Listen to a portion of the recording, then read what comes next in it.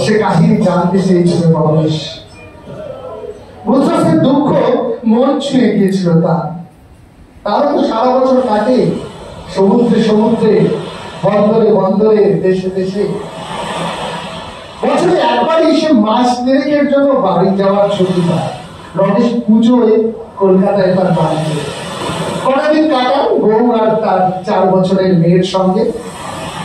ছুটি ফুরিয়ে আসে, তারপর আবার ভেসে পড়া উত্তাল পাথার ঢেউয়ে ফুটিয়ে সমুদ্রের জলকণায় ভিজা দমকা বাতাসে কুকুর করে ওঠে তার মন বাড়ির কথা ভেবে, পিয়ার হাসি মুখখানার কথা মনে করে।